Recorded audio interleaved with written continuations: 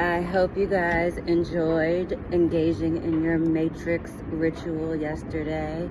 I'm sure you're feeling really victorious in your affirmation of the Matrix and telling it that you want more of this reality. Well done.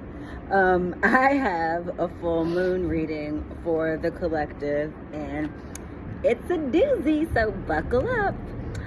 So the questions that I asked are, what have we manifested since the last new moon? Where are we now? And this is not we, I'm sorry. What has the collective manifested since the last new moon? Where is the collective now? What is coming for the collective? What should the collective release?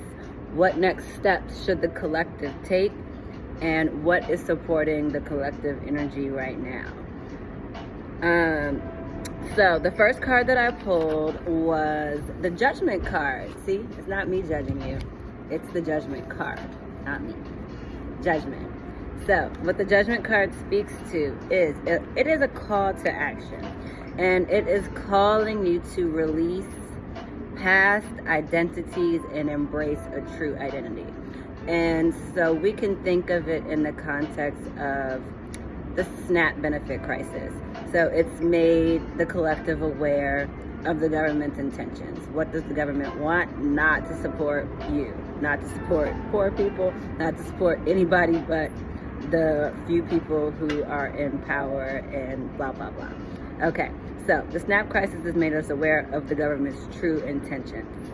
So this has always been the case, but the Democratic Party has been in the business of smoke and mirrors, preserving the illusion of democracy, and now the true self is being revealed. So we can see oligarchy for what it is. And so the Judgment card, release of past identity, release of false identity, accepting the reality that we are actually in. So stop committing to the illusion of democracy as we knew it or as we have been told that it is, and actually taking things for what they are.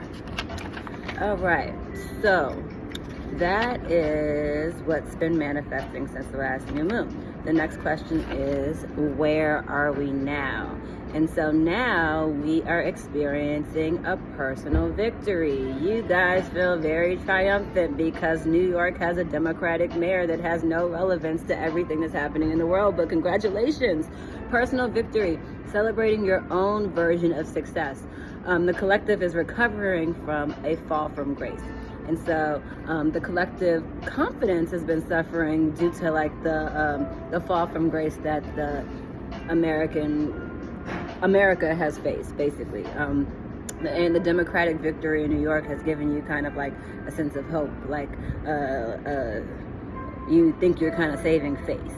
And so while the government has been pissing all over the United States, those of us who can afford umbrellas have popped up our umbrellas, so we're not getting wet from the piss, but the people who can't afford umbrellas are covered in piss right now.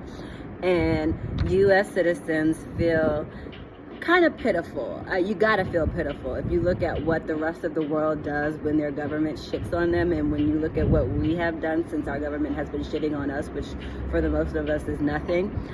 It's gotta feel pretty pitiful to be standing around being complacent, going along with business as usual while the world is falling apart around you and the United States government is actually shitting all over its citizens. But you were feeling pitiful when you compare yourself to how other countries react to crisis, but you practiced your Matrix ritual yesterday. Go team! You voted and you won, and now you feel victorious, but guess what? The government is still shitting and pissing all over you, and guess what? That mayor, whose name I won't even try to learn how to pronounce because who cares? He does not have any control over your SNAP benefits or anything else that is being affected right now. So the shadow side of this is that this victory makes you overly confident. Don't forget, the government is still shitting and pissing all over you. All right, next we got the Eight of Wands. So the Eight of Wands is in reference to what is coming. And so the Eight of Wands represents momentum towards the accomplishment of goals. And so We are being called to embrace this momentum and go with the flow. Resistance during this time will be futile. So any project that has been started, any movement that has been started is going to be accelerated right now, and resistance will be futile. So if you try to slow down, what's going to happen is, if you're in a space where you are attempting to embrace an opportunity, trying to slow down is going to make you miss an opportunity because everything is being really fast. It's also really essential that you accomplish whatever you were working on before you move on to this next opportunity. So make sure you're tying up loose ends so that you are prepared to take advantage of this momentum. You're clarifying your goals right now so that you can have the momentum to accelerate your goals. Once you clarify your goals and you align your energy and your resources with them, you will be unstoppable. Next is, what should the collective release? And this is the Four of Pentacles, and the collective is being called to release attachment to wealth and materialism. And so you're being called to evaluate your relationships with money. You're being called to invest in future security. And so a big part of what that could look like is investing in your go bag, investing in a stock of food and other resources that you're going to need when the government collapses. Making sure that you, I don't know how well money is going to work, or like how well the Wi-Fi is going to work. So, and making sure that you're self-sufficient and that you have everything that you need to survive when the world is in the disarray that it's heading towards. And so you're being called to be present. I'm not fear-mongering. Be present, but be prepared. And so you're releasing your attachment to materialism. You're evaluating what is essential, what is necessary for comfortable existence, or not even necessarily comfortable existence. Like, there's nothing wrong with a little discomfort for a minute, but what is essential? And what the real calling is you're releasing this need for control.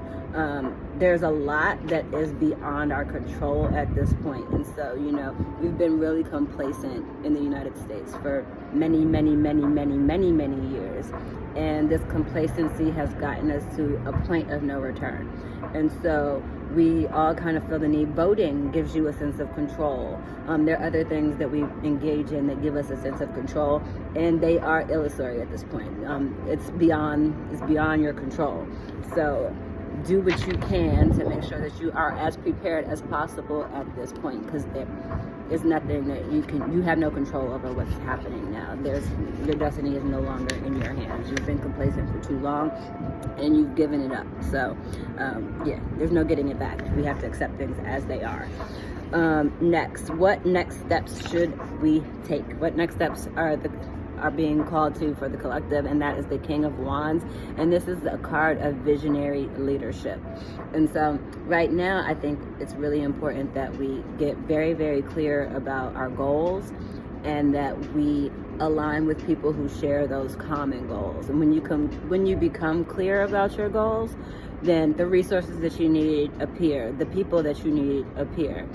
And so it's about being intentional about the way that you live your life, because whatever you're committed to is what you're going to manifest. And lastly, what is supporting us right now? So for that, we got the World card, and we got the World card in reverse. And the World card in reverse speaks to seeking closure. And so we're waiting for closure. I think the collective is looking for some grand event to signify the end of all of this. And that's, you're not going to get that. So you're seeking closure. You're waiting on something that's going to signify the end of the world as we knew it, instead of acknowledging the small things that are happening all around us that are signifying the end of the world as we knew it. And so we're being called to accept where we are, embrace things as they are, release our attachment to the past. The way that things were is not going to return.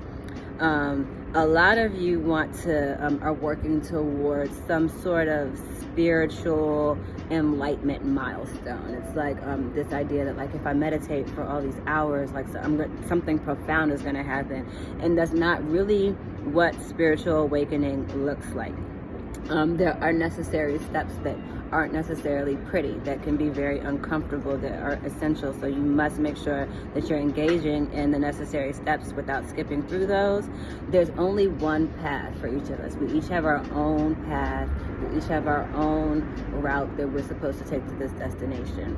And my road is not the same as yours. And so it's about, getting really clear about your astrology. What are you here for? What are those steps that you need to take to get to on your path towards enlightenment, and committing to that and going through it. There are some of us who are very, very close to this new plateau that we're trying to reach spiritually. And so if you know the work and you have been doing the work and you're not necessarily seeing things show up the way that you would like for them to show up, just know that you're very close and that you need to stay committed. And whatever your personal path is, we are almost there. So I don't really have any faith anymore that anybody is going to do anything different. So for those of us who are already on our way, stay the course. And for those of you who are committed to your presence and your existence in the matrix, good luck with that.